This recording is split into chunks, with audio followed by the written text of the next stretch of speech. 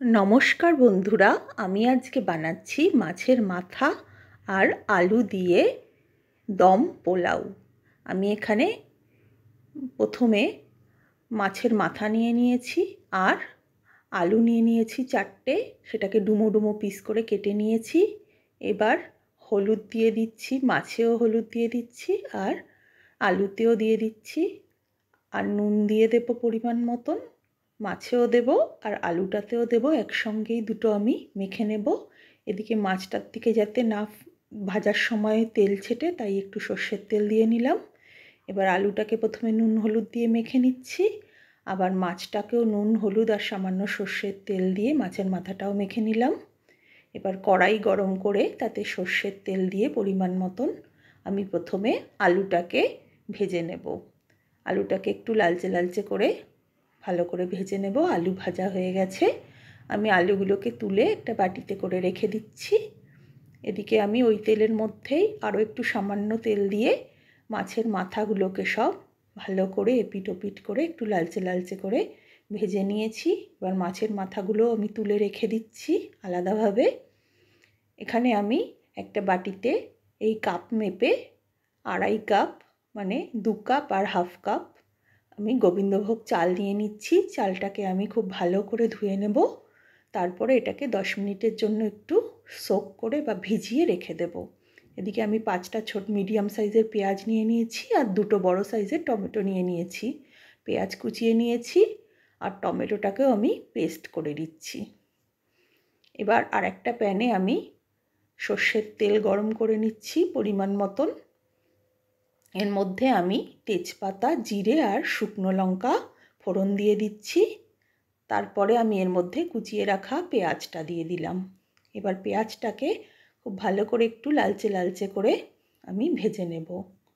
পেঁয়াজটা যখন লালচে লালচে হয়ে আসবে ভাজা, তখন আমি তার মধ্যে 1 টেবিল চামচ পরিমাণে জিরে বাটা দিয়ে দেব, হাফ টেবিল চামচ আদা বাটা, 1 টেবিল চামচ দিয়ে দেব রসুন বাটা আর 1 টেবিল চামচ দিয়ে দেব কাঁচা লঙ্কা বাটা আর 2টো টমেটোর পেস্ট।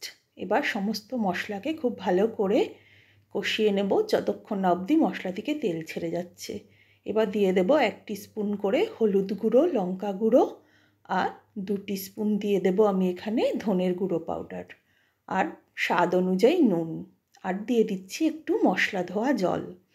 এবার এই সমস্ত কিছু মশলাকে আবারও ভালো করে তেল ছাড়া অবধি খুব ভালো করে কষিয়ে নিচ্ছি। কষানো হয়ে গেলে এর মধ্যে আমি ভিজিয়ে রাখা চালটা দিয়ে দেব।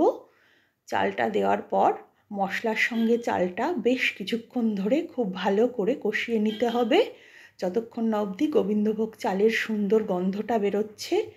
সেই পর্যায়ে অবধি চালটাকে খুব ভালো করে মশলার সঙ্গে কষিয়ে নিতে হবে। এবার ভেজে রাখা আলুগুলো দিয়ে দেব আর ভেজে রাখা মাথার টুকরোগুলো দিয়ে দেব। আবারও সমস্ত কিছুকে উপর নিচ করে ভালো করে একটু মিক্সড করে নিতে হবে, কষিয়ে নিতে হবে চালের সঙ্গে একসঙ্গে। সমস্ত কিছু কষানো হয়ে গেলে আমি এখানে যতটা চাল নিয়েছি তার ডবল পরিমাণে জল নিয়ে নিচ্ছি। আমি এখানে 2.5 কাপ চাল নিয়েছি, তাই 5 কাপ জল নিয়ে নিচ্ছি। জলটাকে গরম করে ভালো করে আমি এই চালের মধ্যে জলটা দিয়ে দেব। এবার নিচে থেকে উপর করে একটু ভালো করে নেড়ে দেব না, যাতে নিচে চালটা লেগে না যায়। এইভাবে একটু ভালো করে ওপর নিচ করে জল আর চাল সব মশলা মিক্সড করে নেব। এবার আমি দিয়ে দিচ্ছি গরম মশলার পেস্ট। এখানে আমি এলাচ, দারচিনি আর লবঙ্গ দিয়ে দিয়েছি বেটে, আর 1 টেবিল চামচ দিয়ে দিচ্ছি ঘি। এবার সমস্ত কিছুকে একটু মিশিয়ে নিচ্ছি চামচের সাহায্যে ঘি আর গরম মশলাটাকে পুরো চালটা আর ইয়ের সঙ্গে। এবার ঢাকা দিয়ে আমি 15 মিনিট মতন লো ফ্লেমে রান্না করে নেব। তারপরে 10 মিনিট আরও আমি এটাকে ফ্লেম অফ করে ঢাকা দিয়ে রেখে দেব এবং তারপরে আমি এটাকে গরম গরম খাবার জন্য সার্ভ করে দেব। আপনারাও এইভাবে বানিয়ে দেখবেন, আশা করি খুব ভালো লাগবে। কেমন হলো কমেন্ট করে জানাবেন।